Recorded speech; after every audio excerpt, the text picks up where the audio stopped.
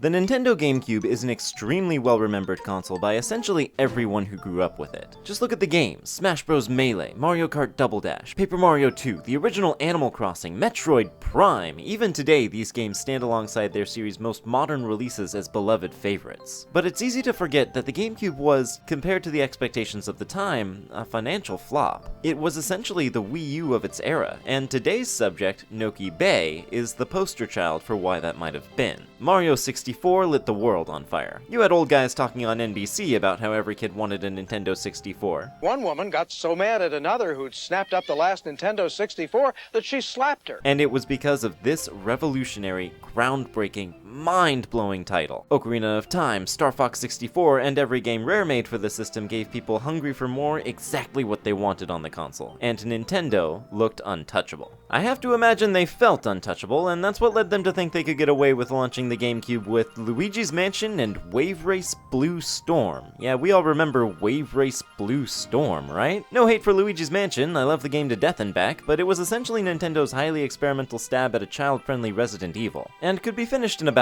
3 hours. It was categorically not what people were hoping for when they heard about a new Mario Brother game on the high-tech new console from home entertainment juggernaut Nintendo. Sales were falling extremely short of projections, and rather than leave luck to heaven, Nintendo had to make a little luck of their own. Their new Mario game was extremely ambitious in the scale of its world, its mechanics, and while no one playing Mario 64 was saying, "Gosh, this would be great if only I had a water gun," it was fresh, it was different, and it stood out against the storm of imitators that followed in 64's wake. But most importantly, it had Mario's fat, lovable Italian face on it. It was sure to be a system seller. Only one problem: it wasn't finished. The design of the levels and the world at large were still being changed on a regular basis. Countless planned features had yet to be implemented. Several planned levels hadn't even begun to take shape, but by golly, Nintendo needed to give people a reason to invest in the GameCube. So it was time to tie together what they did have and push it out on stage. You know the rest. Mario Sunshine's lack of polish is unprecedented in the face of every other 3D Mario game, to such an extent that many of the in-game cutscenes contain continuity errors left over from earlier versions of the game. Perhaps most tellingly, Sunshine only barely contains the requisite 8 worlds, which has been a standard minimum for a Mario game since the beginning. And even that's only if you count Delfino Plaza or Corona Mountain. Pinna Park had to be repurposed from an extension of the hub into its own mission set, and poor Noki Bay had to be rushed together so fast. So welcome back, everyone and everything. I hope you'll forgive me this lengthy preamble, but I feel it's necessary given that Noki Bay was the last level developed for this game, at least insofar as the levels in the final version. And we can see evidence of its rush deadline immediately. This is the only level without its own color of goo, instead reusing the pink and yellow pattern from the tutorial, and just looking at it, it's a little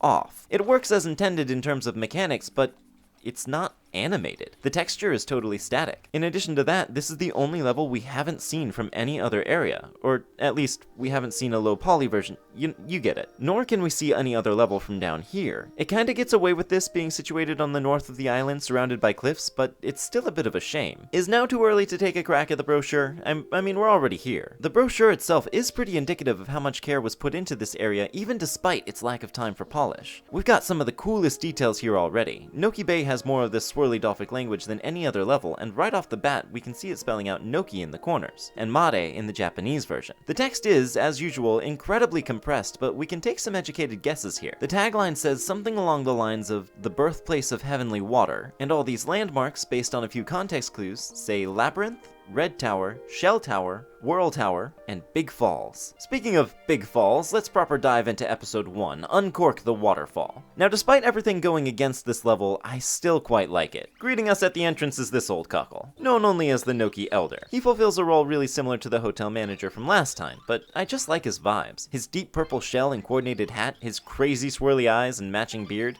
his funny old man noises. Our central obstacle this level is the water. Not unlike when the lake was dirty, touching the surface causes us to take damage, but this world leans much further into those mechanics. These boats aren't terribly dissimilar to the lily pads, but the pollution also doesn't gather around any of the water edges, so you can make use of the shores or spires to safely submerge and surface. As obtrusive of an obstacle as this is, I adore this. We've spent this whole game so dependent on water, and in most levels, the vast ocean surrounding us has been a constant source of comfort. But now now that's been flipped on its head. Just like the Floodless missions, I am always a fan of when a game deprives you of something you once relied on. Of course, none of this matters especially much in this first mission, as our goal is high on the cliffside. This is probably the most vertically oriented level in this game, which to my mind have always made for some of the best levels in Mario games. That being said, Noki Bay was easily my least favorite as a kid, which I can chalk up to the fact that this level kicks your ass. We've had some tough challenges over the levels, but simply navigating around this one involves some of the toughest platforming we've seen yet. We're gonna be harassed by balls of goop and goobles the whole way up, and there are a few new mechanics we'll have to learn to reach the top. These balance platforms are quite intuitive. Hit the pot with flood, and water will weigh it down, lifting us up. Then you got this jump here. It's not impossible, but it is pretty tricky. The key is the goo on the walls. Despite this not being the first time we've seen vertical goo, this is the first time we can clean it, which will reveal ledges and wall jumps we can use to more easily climb up here. I like these mechanics a lot, actually. They're solid ways to combine platforming with our squirt nozzle, which we really haven't seen a lot of so far. You'll notice this level's also calling on us to use a lot of water this episode, and not giving us a lot of chances to refill. More to consider as the game increases its difficulty. The last new mechanic we have to learn this episode are these funky springs. They work like any other bouncy object, but they can be shrunk down to carrying size with water, regrowing when we set them down. If we try it out right here, we can reach a hidden 1-up, and what is, to my knowledge, a completely unique flower model? It's so conspicuous, like, hello? You know what this reminds me of actually are those random flowers in Kirby Air Ride, just chillin' in high places. I wonder if this is a reference of some kind. Don't let it distract you from this view though, look how far we've made it. This is why I love verticality in level design. The sense of progress and scale just hits different. We can set up this spring by the other spring, give ourselves one of those great organic checkpoints in case we fall, and meet our boss, another Monty Mole. This guy is really odd. If you look close, you can see there's actually a couple of unused bullet bill models sitting beneath the cannon. Even though he doesn't even use bullet bills in this level, he's got goop. Are these here by accident? Are they here on purpose to suggest spare ammunition? These are the funny sorts of questions you end up asking in Noki Bay. Something I just figured out about these bob-bombs, it's impossible to just set them down. If you try, they go flying away. I can only assume of their own accord. But perhaps most bizarre, they have these really strange, almost screen-wrapping warp properties when you throw them off the front of the cork. They just whoop. I'm not gonna pretend I know why this is. What I do know is that beating him while standing on the cork results in us winding up in the water below, but that's fine. There's something of note down here. Normally, the first time you talk to Old Man Noki, he shows you this scene of the dastardly mole and all this havoc, and I was surprised to learn that if you ignore him at the start of the mission and then come talk to him after beating the mole, he doesn't show that scene, instead using his second bit of dialogue. Nice bit of polish, but I went ahead and used the 2 springs found in this level to barricade the slime balls up by the mounting mole anyway, just to get this dramatic pan of the perfectly clean cliffs. What was far more interesting is what I learned while trying to block the balls in the first place. They're programmed with both pathfinding abilities and reactive physics. It seems their code tells them to seek out and hit certain checkpoints along the way down, and if they go long enough without checking in on their programmed path, they despawn. This makes them spread goop in a much more organic, varied manner than they would have if they just animated in a line. That's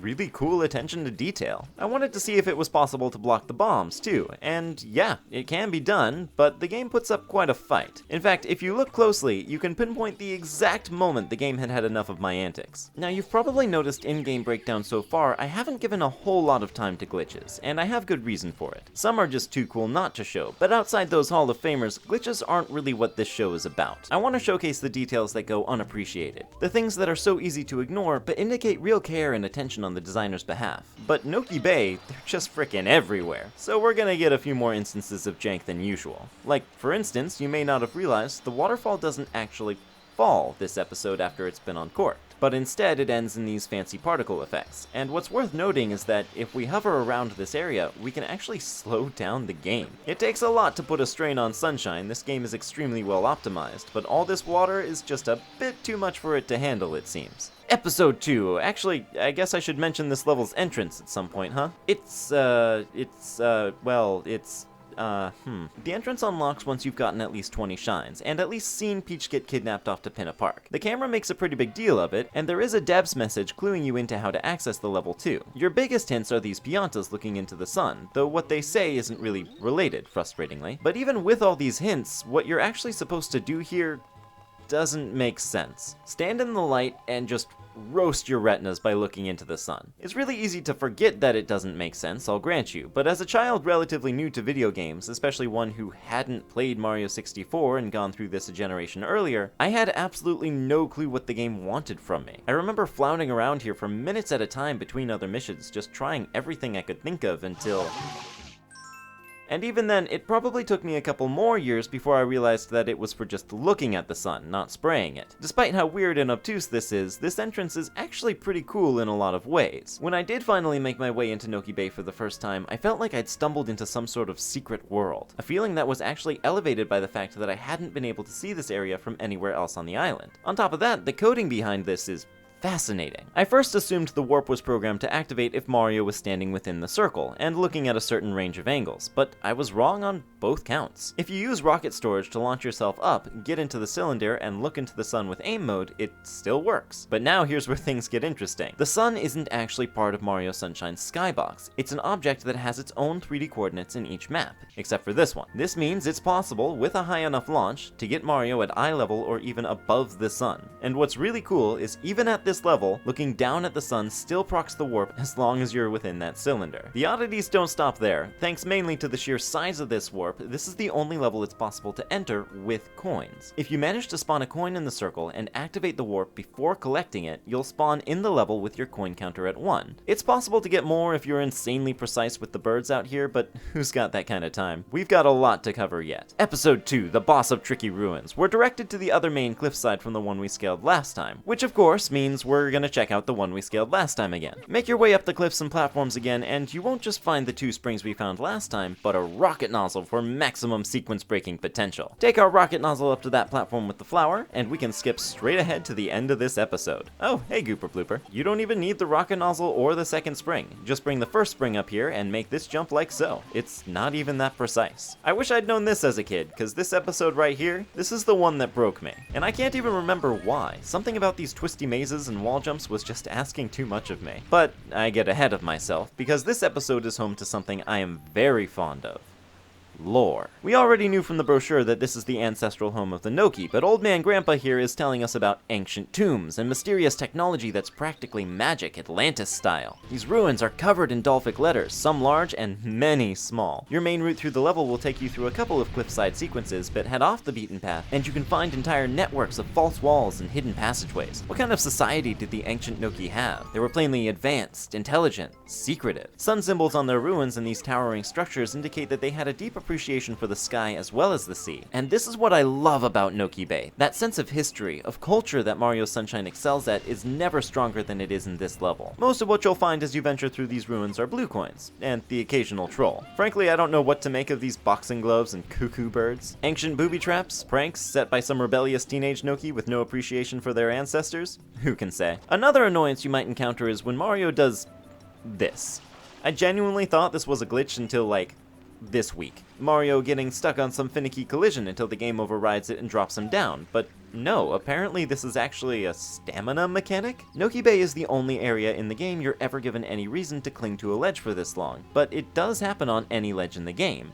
Mario just gets tired. And honestly, now that I know it's on purpose, I find it even sillier. Man can keep this up all day long, is pulling off quadruple front flips like they're nothing, but this is where he draws the line? This is an outrage. Before I move on and address the elephant squid in the room, I definitely have to mention that despite the amount of personality this level brings to the table all on its own, it's distinctly unpopulated. Apart from the 2 Noki we've already talked to, the only other NPC in this level is this Tanuki running this mudboat rental cabana thing. I imagine the actual designers at Nintendo would tell you they were going for a deserted city kind of feeling, but I don't think it's a stretch to assume that the lengthy process of writing and especially translating dialogue was just an easy corner to cut when pushing this level to completion. I'm only complaining about it because the dialogue in Sunshine can be fantastic. It's to its credit that it's so conspicuous by its absence here. That being said though, this Tanuki's presence is bizarre. Apart from this one, these guys are only found exchanging blue coins for shine sprites. There, they feel so distinctive. Their kinda shady dialogue, along with the Tanuki's role in Japanese mythology as tricksters, lends itself to the idea that these guys might be ripping you off. But this one, I'd be willing to bet if you haven't played this game in a while, you may have even forgotten he was here. And if this area was going for a feeling of a metropolis abandoned after a natural disaster, then yeah, I get that we've got this mentor and a student here at Ground Zero trying to sort it out, but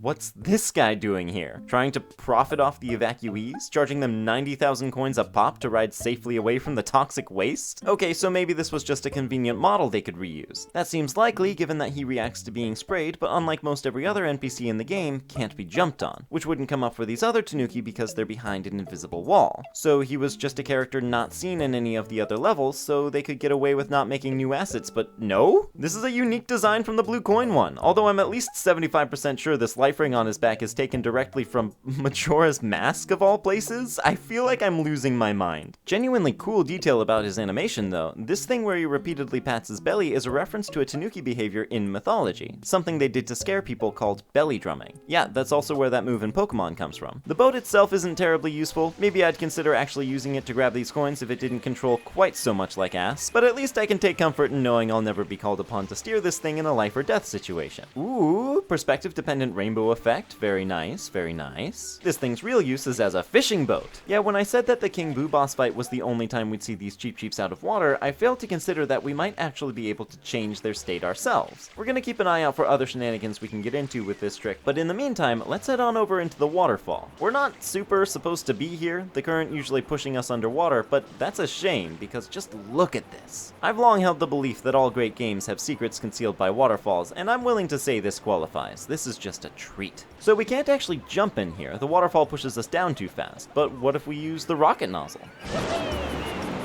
Alright, now what if we use rocket storage?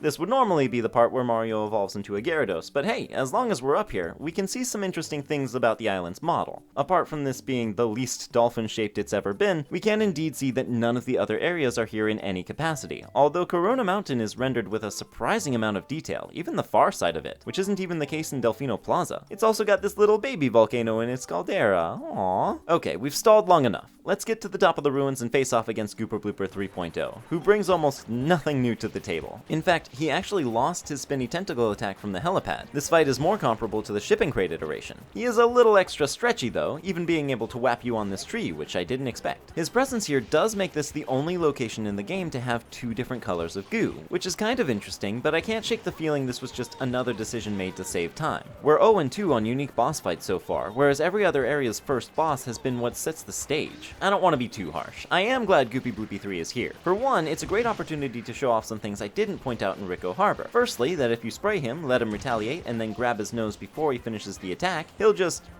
give up. You can pull him around infinitely, and actually, the stretching sound effect will continue to raise steadily in pitch for like a full minute.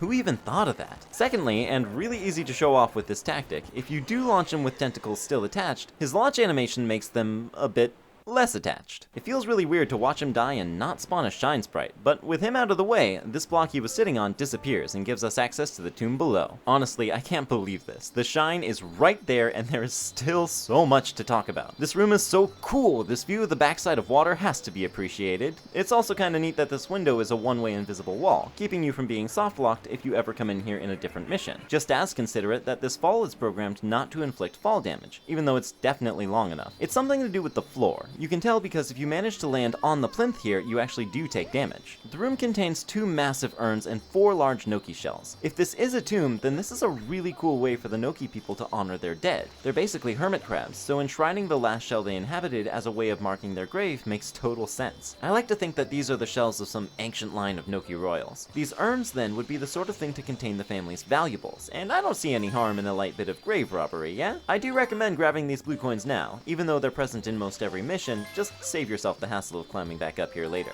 Now for the really cool part. If you have an encyclopedic knowledge of this game, you may have noticed that the entrance to this tomb was blocked by a brick block, the likes of which we've seen in not-so-secret levels. These can be broken from beneath, so what would happen if we did so while Gooploop was still alive? In order to find out, we'll have to finagle our way into the chamber from out of bounds. Now, we haven't actually spent much time outside the level boundary this project, but that is most definitely not because it's hard to get there. Here, we have super easy access with a simple rocket storage jump.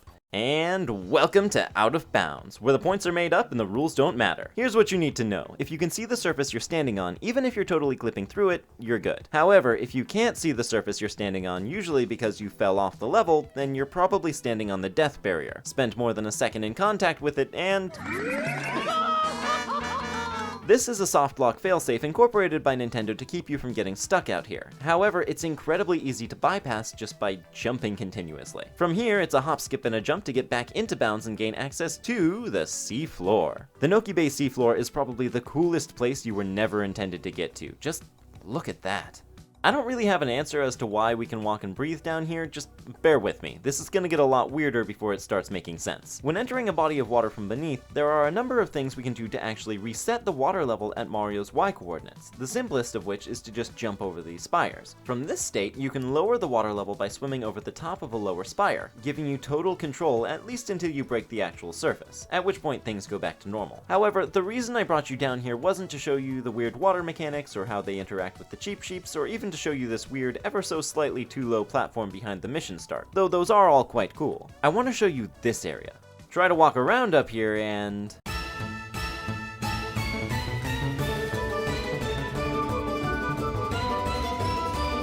Okay, so this glitch is totally distinct from the sprint Mario does when he bounces out of a dive onto a slope, though it's a similar run speed. So he has this completely unique running animation that's only ever seen out of bounds, and you know the weirdest thing about it? It's totally precedented for Mario. Running with his arms out like this is something Mario's done in nearly every iteration we've seen of him, from Mario Bros. 3 all the way up to the Illumination movie. And now, here it is, tucked away in obscurity. If Mario Sunshine was ever intended to have more traditional power-ups, could this be an otherwise unused animation used for the invincibility star? Maybe it's just speculation, but I think it's cool speculation. Let's get back on track. Instead of falling down to the death barrier, launch yourself into the chute that leads down to the tomb. After falling into the chamber, it's just a matter of rocket storage again, up the chute, and ta-da!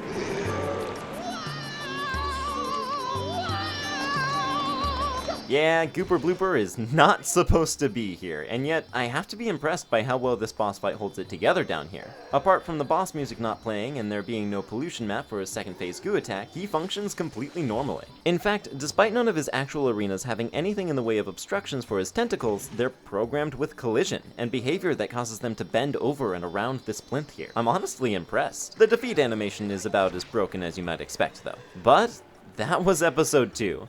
They've got to get simpler from here on in, right?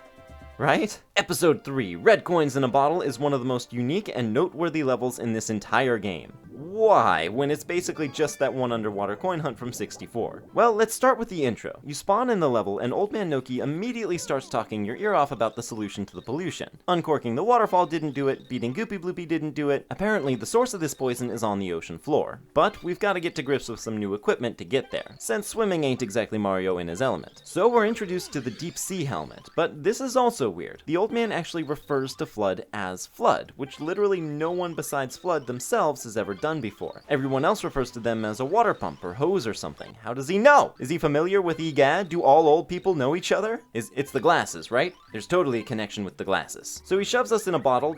Yeah, don't worry about it, happens all the time. But wait, another oddity. This is the only time you're immediately shunted out of the level's overworld and into a sub-area upon starting the episode. We had no way of avoiding this. However, if I edit the level to alter Mario's spawn location, we can explore it freely. The Noki apprentice is nowhere to be found, but the Tanuki is still over here. Talk to him and...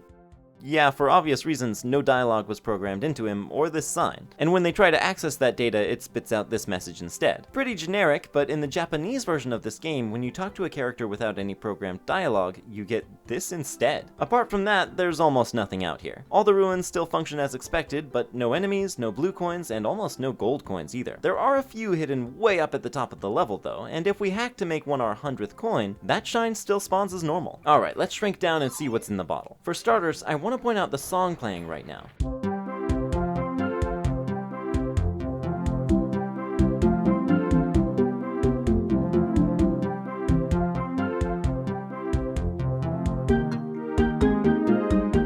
This is the same theme that played in the Sandbird level, but I was too busy suffering to appreciate it. It's called Sky and Sea, and it is genuinely one of the best tracks in this game. I seriously think it gives Dire Dire Docks a run for its money. Now, our objective is nothing crazy, but our way of achieving it has a lot more going on than meets the eye. These bizarre underwater hover nozzle mechanics give us a lot more freedom and control than we normally have in water, along with our breath meter depleting far slower thanks to the helmet. Incidentally, either they really expected players never to drown, or they just didn't have time to code in the animation, because when your air does run out...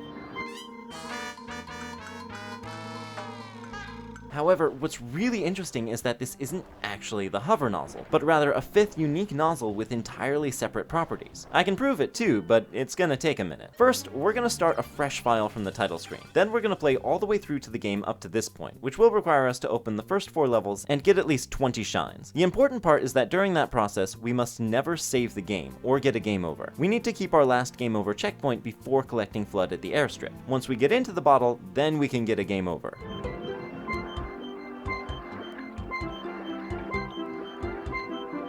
This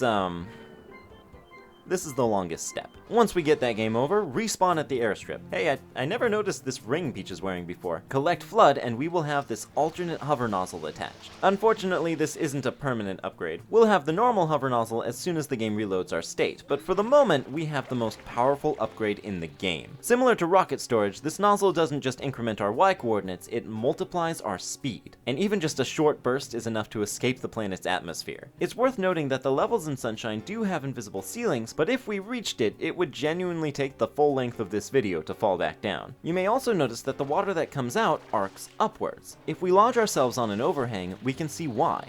This isn't water, it's air.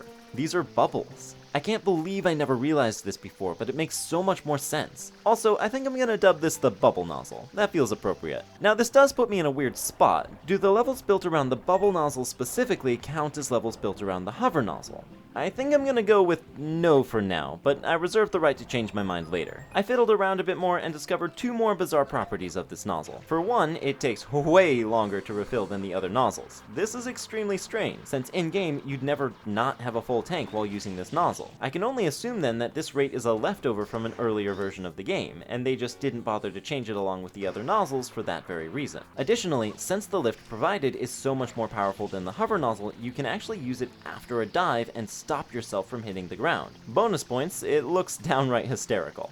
Here's the standard hover nozzle for comparison. But that's all I could find. Funnily enough, it doesn't actually react oddly with regular water. It's not really a property of the nozzle, but having it gives us access to this invisible room above the airstrip tower. This isn't actually as weird as it seems. When you enter a building without a loading screen in this game, you're teleported to a separate area high above the map. That way they can make them bigger on the inside. It's a neat trick, but since we can't enter this building normally, all the textures remain invisible besides the doors. And unfortunately, we are trapped, so there's nothing to do now but relinquish our bubble nozzle and quit the game. Back in the bottle proper, though we've gotten all the coins and spawned to shine, there's much more to see and do. We can enlist this Cheep Cheep's help to escape the confines of the bottle, though there's not really a whole lot to do out here. What is cool about the exterior is this layered earth at the bottom. Below the sand you have this cobblestone, and below that it's like a geological timescale. I think I can see the Paleozoic era from here. And then of course we have the big one, Mario Sunshine's oldest mystery. Hidden in the ruins down here, you can see a door inside one of these slots. If you get close to it and use the over-the-shoulder cam to maneuver the camera, you can see a book just chilling there behind it. Like Il Piantissimo's true face, this is something pretty much everyone knows about, but that's all we know about it. What this is doing here, the significance of it, that's something no one knows, despite years of data mining, speculation, and indeed, rumors. One infamous rumor indicated that the texture of the book's interior contained a hidden message from Shigeru Miyamoto, calling whoever was reading it a nerd with no life. I mean, obviously that wasn't gonna be the case, we're talking about this guy. One theory is that this book could have been this level's objective before it was red coins. Another that it's a reference to a quote from Miyamoto. Another still that this was foreshadowing the sequel to Paper Mario, which was called Thousand Year Door. Personally, I like that last one the most, but honestly, this is one of those times where the magic is the mystery. If Nintendo ever came forward and confirmed any of these theories, I think we'd lose more than we gained. One last thing, there is 100 coin shine in this bottle, though there are only 50 coins in here, so this is another that'd be impossible to see without hacking. Episode 4, Eely-Mouths Dentist. Pop into the level and the apprentice is back to once again pop a fishbowl on our head. Good stuff, cause now we can see how it functions in normal water. Well, poisonous normal water, but water all the same. I feel like it's actually a super nice touch that it does slow down your air depletion by the same amount, making it a lot easier to explore down here, and to collect this 1-up tucked away behind the waterfall. Though, is it not a bit weird that 1-ups don't restore your air? The Tanuki's dialogue is almost unchanged from episode 2, but now he also refers to Flood as Flood? Did he overhear Grandpa last episode from way over here? How does he know? So we're tasked with finding Grandpa up top, but we don't actually have to. We can dive into the waterfall from here and make it down to the depths no problem. By the way, since this loading zone doesn't really make it clear, where we're actually going is down inside this... It's either a dormant volcano or an ancient petrified tree. But we might as well see what the old fellow has to say. Well, apparently all this toxic gunk is being caused by a giant eel with bad teeth. We gotta get to the root canal of the problem and send him back to wherever he came from. I see what you're saying. You're saying... There are poisonous eels in this river. Welcome to the Noki ancestral home. This area is only ever referred to in the game's files as Deep Sea of Mare, but the colloquial label that people have settled on is the Noki Depths, and it is cool. Further leaning into those Atlantean Laputan vibes that the ruins on the surface were giving. But no time to appreciate it as we have a boss fight, one that's actually unique to Noki Bay. Meet Eely-Mouth. I know I said Phantom Manta and King Boo were the weirdest bosses in this game, but Eely-Mouth is also pretty weird. I probably don't even need to mention the weird controls, but ironically this fight's a bit toothless. To the point it doesn't even really feel like a fight. His attacks are mostly passive. This plaque-forming bacteria oozes constantly from his eyes, but the main obstacle you really have to worry about is your breath meter. It's a constant ticking timer as you steadily work away at his teeth, but there are plenty of ways to replenish. The coins, obviously, but these toxic tears will do too. When they're popped, either by spraying them or running into them, they'll turn into these clusters of air bubbles that instantly fill us to full. Alright, as odd as that is, I guess it makes sense, but what doesn't make any sense is that you can do the same thing with the dislodged teeth? Look, I know Mario can basically breathe coins, but I'm drawing the line at breathing teeth. He does have this one quote-unquote attack, where he'll swallow you up if you sink into his throat, but despite Flood's slightly unsettling message, it doesn't even do damage. It's more like he's just helping you get a better vantage point. I actively tried dying during it, and you just can't. So he's not really a boss, just a big guy in need. Though I do want to say he makes a pretty cool first impression. When you spawn at the top of this area, all you can see in the murky depths are his glowing eyes staring up at you. Cool Leviathan moment. Now as we set to work on actually hosing off his teeth, which is a little bit easier with the squirt nozzle actually, I think now would be a good time for me to address this game's themes of environmentalism. They're pretty overt, and yet I also feel like the game never hits you over the head with it. Outside the marketing anyway. Cause clean is better than dirty, and dirty's meaner than clean. Even with that, I don't think there was really an agenda to making pollution versus nature one of the game's central pillars. Direction basically started at Mario having a water gun, and there really are only a couple of things it makes sense to spray with water. But it's not like Mario ever turns to the camera and goes, "See, that's why we need to rely less on fossil fuels, kids." You're free to draw your own conclusions, or just ignore the environmental subtext entirely. An early interview mentions that the goop was originally going to look a lot dirtier, probably something more along the lines of the pollution on the surface of the dirty lake, but it was changed to more of a sweets and chocolates aesthetic to be more pleasant to look at. So it's pretty clear pushing these ideas on their player base was never a priority. I think it's pretty chill though. Not to get too preachy, but I think a game basically incepting an association between cleaning up the environment and a fun time is no bad thing. And then Flood turns to the camera and says, "Now kids, take good care of your teeth," and alright, okay. I always found this altered breath meter that you get for winning to be a bit mystifying. Why is it different colors? It goes back to normal as soon as the tick depletes. What the...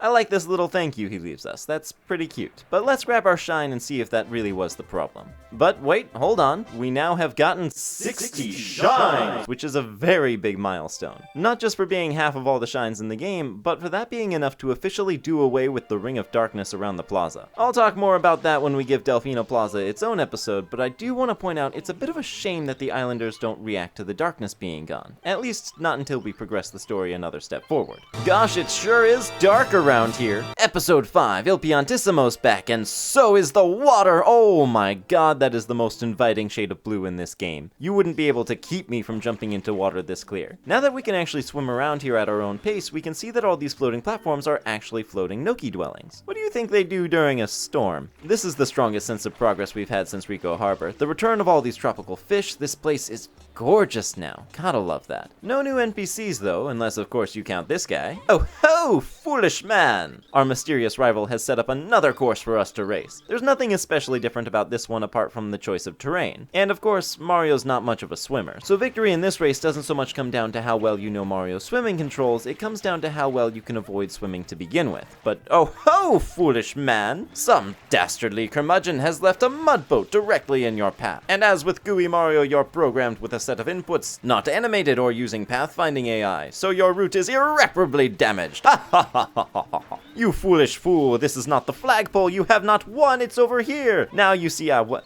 But clam chewer, you didn't even reach the goal, you cheater, you trans-dimensional imposter. If you throw his route off enough that he runs out of inputs before reaching the shore, he'll just drop down to the bottom of the ocean. I'd love to come hang out with you down there, boss, but unfortunately this is one of the missions without a rocket nozzle, so I can't walk the ocean floor this time. That's enough jerking him around, though in my mind, turnabout's fair play. Just look at this boxing glove trap set up on the course. Come on. You can really go about this just about any way you want, so just for fun, I figured this was probably the one practical use the mud boat might have. And while it wasn't exactly a worthy speedrun strategy, it was pretty effective. As with Gelato Beach, after beating him, he'll store your best time, and step up his game to try and match you if you challenge him again. Get a time under 25 seconds or so and he will absolutely book it for that far shore, himself clocking in at around 20 seconds. I recommend actually using this boxing glove to give you a boost. There's no turbo nozzle around we can use to make him eat our dust, but I'm pretty pleased with my final time. A race well swum. Until we meet again, Super Plant. One last detail on the note of recurring NPCs, Noki Bay is another rare level without a sunglasses bro present. But don't worry, we haven't seen the last of him either. Episode 6, The Shell's Secret. This is definitely the longest it takes any world to show up with a not-so-secret level. Grandpa here's odd. He actually mentions that the portal in the shell is a pathway to another world. This is by far the most awareness any NPC has had for the Floodless levels. Pink Tourist way back when expressed interest in exploring the hillside cave, but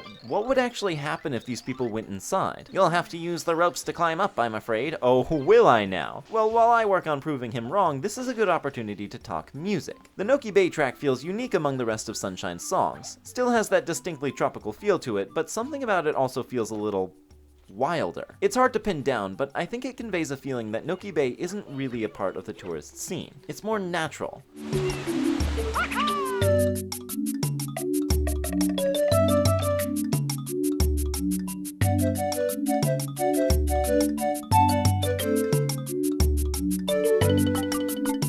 Well, I bring it up because, like so many characters, Yoshi never appears in Noki Bay, but once again, a Yoshi version of this song can be found within the code.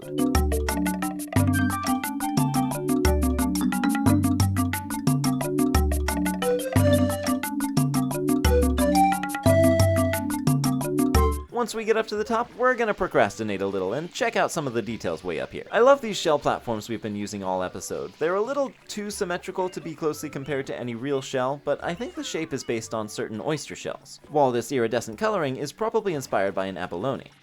What? I can be a seashell nerd too. Of course, I have to mention these flags at the top of the tower, spelling out Mare Village in Dolphin, which is actually Noki Bay's internal file name in the Japanese version of the game, and oh my god, I'm credited on the cutting room floor? Lastly, these electric thingies are really easy to just take as read and move on with our lives. I've never seen anyone even acknowledge these beyond a cursory annoyance when they get zapped, but they're just as meticulously designed as anything else. For one, these are enemies who have appeared in other games. They're called wire traps, and they first showed up in Donkey Kong for the Game Boy. In Sunshine, they're a lot more stylized, their shape and patterning based on Nautilus shells, and the blue and red ones having distinct behaviors. The red ones are faster and will always move towards Mario when he's on a rope, even if he's not on the same rope as they are, but will remain static when he's off the rope. These blue ones are slower, but they'll move constantly regardless of Mario's state. They'll always change directions at the end of the rope, but they can also change direction when bumping into a red one, and whether or not they do will be based on if that brings them closer to Mario or not. Hopefully the one other person who cares is out there somewhere. Let's get into the shell. We've got an extremely tall obstacle course this time around, and we're started off in a glass box. This is very Nintendo level design. In order to get to the top of this course, you'll need to wall jump, and it's entirely possible you've gotten to this point without doing so once. So Nintendo plonks you in this set of 4 walls and says, figure it out if you want to move on. We get our first real test of the skill after these first couple platforms. A triple jump will work, but a diagonal wall jump is what's called for. Climb this pole to the next level and this wall. Alright, show of hands, who always got past this by doing this? Now who got through this the Nintendo way? By running up the ramp? Yeah, so clearly in playtesting, people didn't really get that you could just run up this surface, so Nintendo festooned it with arrows, and that did not help at all. This looks way too steep. Why did they design it that way? Another wall jump, and this is one of those great sink or swim moments. You've figured out the diagonal wall jump by this point, but can you do it twice in a row? Like so many things in this game, it's much easier than it looks, but pulling it off for the first time feels incredible. Like, no way, I just did that. These rotating columns are nothing new, but they are faster than we've seen them before, and man, there are a lot of nails around here. This is the only one with a 1-up to my knowledge, which is odd because this is probably the second or third roughest floodless level. Multiple pretty tricky jumps. This has definitely been the culprit of many game overs, but that makes reaching the top feel all the sweeter. Back in the level for some extras, let's head off the beaten path a bit. Now, I'm gonna save them for the coin rush at the end of the episode, but this level is home to the only 2 blue coins that aren't found in any of the other levels. And it's these 2 connected with these graffiti circles. Now they are far, and their timers are punishingly short. If you're clever with the boat, you might manage to reach one of them, but this other one is just too far. We'll need a better tool for the job, and the game really makes you look for it this time. The only way you're likely to see it is if you look over to the cliffs while climbing up to the shell secret. But there it is. Hover on over and we can find our turbo nozzle. This level was actually built as something of a turbo nozzle playground, with tons of coins scattered around the water's surface. There's also a golden button way up here we can use to spawn even more, but I actually had an easier time getting these without the turbo nozzle. This is a really good mission to go for the 100 coin shine actually, which we were always going to do anyway because of the sub area. If for some reason you are aiming for the shine within the secret, don't forget to switch back to the hover nozzle before heading back up there. I mean, what kind of idiot would do that to themselves? More than once. There are plenty of coins to choose from to spawn the shine, and its location is probably one of the most unceremonious yet. There are a couple of flood-only details in here, like this hidden 1-up in the torch near the top of the level, and this empty hidden room on the backside of the stage. Right, now for the real part. Honestly, I was looking forward to another gauntlet of horrors with the turbo nozzle, but beyond the first set of jumps, this stage is so vertical, there's almost nowhere to even try to use it. So this ended up being more of a hoverless challenge than a turbo challenge. Though this coin right here makes me feel confident in placing this course on our list of levels designed with the hover nozzle specifically in mind. There's not much more to it than that. Let's just travel on to episode 7. PD Piranha strikes back. No, I'm kidding. No, it's Shadow Mario again. Just like Il Piantissimo, it's possible to disrupt his route with the boat, but just like with the hotel, when this happens, he just teleports back on track, so it's not nearly as entertaining. It's nice of him to show off this method of getting up to the cliffs, but once you're up there, this is the most obnoxious chase yet. Since he's constantly moving on the Y-axis, getting more than one hit on him at a time is extremely rare. And getting knocked down from here is a huge French bread in the derriere. But he doesn't really have any more tricks up his sleeve. Since I'm basically scraping the bottom of the barrel for things we can talk about with this guy, swimming. You may notice that when he's swimming, he can't be hurt. You may also question why he's even able to swim, but that's besides the point. He can't be hit while swimming because then he'd be able to be defeated while swimming. And if he were defeated while swimming, he'd spawn a shine over water. Now I actually can show off what happens if you collect a waterborne shine by swimming up to it from out of bounds.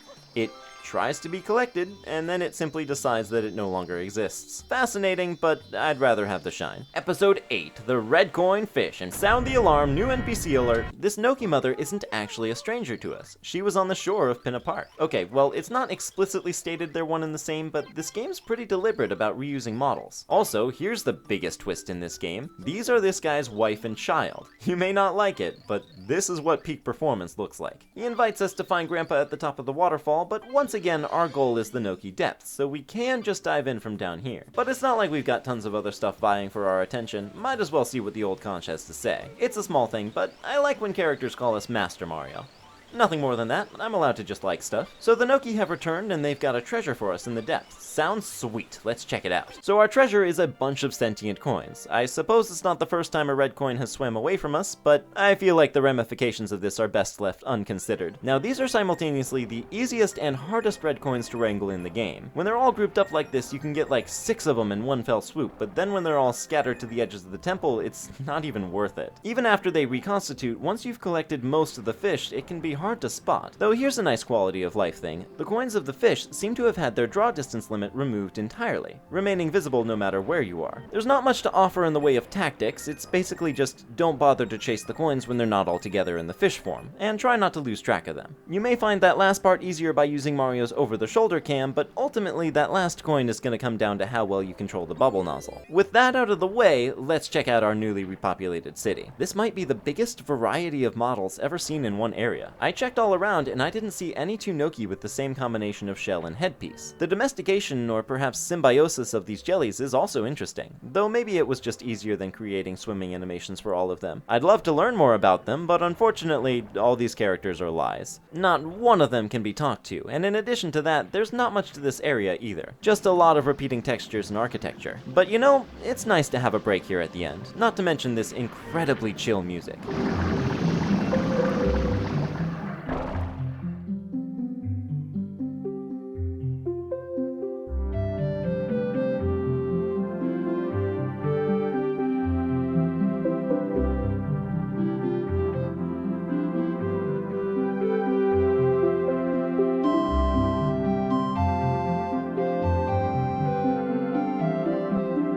Before we go, there are 4 blue coins down here, swirled away atop some of these outlying pillars, and we're gonna grab them while we're here. As this is a sub-area, there is also a unique 100 coin spawn location, which is not bad to get at all.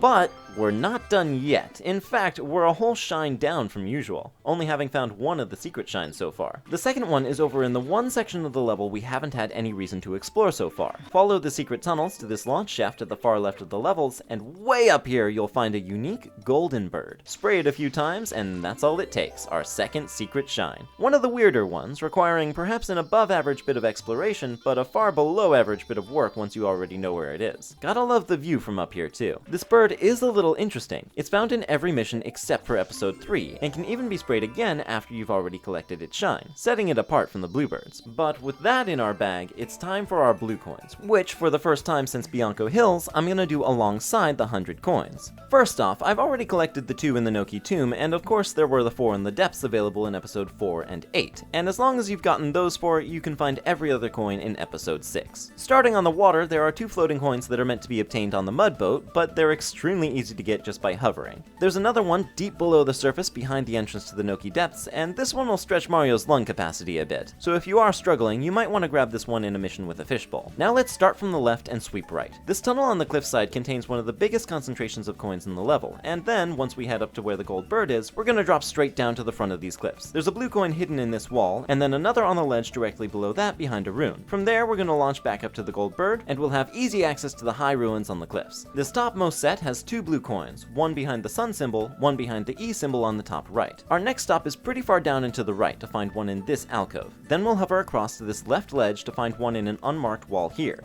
and directly beneath that, another behind another unmarked wall. To the immediate right is another behind a rune, and then we'll head down one step below that to open up this massive wall jump ruin. There are tons of coins to be gotten by exploring these offshoots, but what we want is the one highest up on the right wall, which also has a blue coin. That's all for the first set of ruins. Let's head down to the set near the Tanuki. This hut is another solid batch of gold coins, 7 in these crates, and 8 hidden in the roof. Now after revealing the first maze, there's a blue coin settled in the center. On the ledge above that is an M graffiti, and then in the second maze there's a blue coin hidden in this top set of squares, though getting up there requires an abnormally precise jump that feels incredible to pull off. Now from the top of the tricky ruins, we can hop our way down to the top of the waterfall, and find a blue coin in the alcove beneath the golden button where we got the turbo nozzle. Incidentally, outside of episode 6, the turbo crate is instead an ice cube with a 1-up inside. With the turbo nozzle equipped, we're gonna hop all the way down and grab as many coins as we need to get to 100, spawning our beautiful shine sprite. Next, we're gonna use our turbo nozzle to make quick work of those O graffitis. With that done, we're gonna suit back up with the hover nozzle and head all the way back up to the top of the waterfall. Now we're gonna drop straight down again and into this alcove. From there, we'll jump all the way back up to another blue coin, and this blue coin is weird. Mario Sunshine has that very Nintendo quality of refusing to crash no matter what you throw at it. However, this blue coin is the one exception. If it happens to be the first blue coin you collect in Noki Bay, that is for some reason a bridge too far for the game to handle. It cannot fathom why you would go for this blue coin first. From that ledge, we're gonna hand walk over to the right. There's a really well hidden gold coin in this square on our way. We don't need it to hit 100 or anything, it's just interesting. And then all the way on the right end of this ledge, spray the wall here to reveal another blue coin and a route back to the first cliffside. One level up, we'll find a similarly hidden blue coin at the end of this handwalk ledge. Now we're gonna head over to the far right of the cliffs and grab our rocket nozzle. Grab this higher coin nearby first, cause this second one is gonna punch you off. Gotta love Noki Bay. And then finally, we're gonna use our rocket nozzle to make quick work of reaching the top of the shell tower, and hop on over to this high alcove with our last blue coin. Depending on what you enjoy about it, that was either the best or worst blue coin hunt in the game, and there is no middle ground. Now, our 100 coin shine awaits, but there's actually one last 100 coin spawn location I've yet to show. Only in episode 8, when you get 100 coins in the overworld, the shine will spawn slightly to the left of where it usually does. This feels like the perfect way to end off Noki Bay. Like so many things, I have no idea why this is, and can only assume it's down to Noki Bay's nature as an unpolished gem. It stands out so much against the other worlds in this game, to the point that I think if you asked people to name the 7 areas of sunshine, Noki Bay would be the one most likely to be forgotten. But that's almost part of its charm. Treasure hunting through the ruins, finding hidden unmarked walls with no bearing on your main objective, finding tricks and booby traps placed almost as if to spite you. It's a great sensation, but it's so at odds with everything I associate with this game. Mix in the weird underwater controls and the fact that there are as many reused bosses as there are NPCs in a given level, and you've got a recipe for the black sheep of the bunch. And yet, that's so emblematic of Sunshine as a whole. I can't help but feel it accomplished what it set out to do despite the deadlines working against it, and I'm more than happy that it's here. But with Noki Bay complete, there's only one main level to go. Pianta Village is up next, a ton of people's favorite, and for good reason. If you want to see that episode right now, it's up on my Patreon, link in the description, and enjoyed by all my incredible patrons, including Wormy, who invented water and is currently hard at work developing Water 2.0, as well as Jenku, Andrew Minturn, Marcel S., Drooling, and Chris Bradell. That's all from me, and I hope to see you in the next one.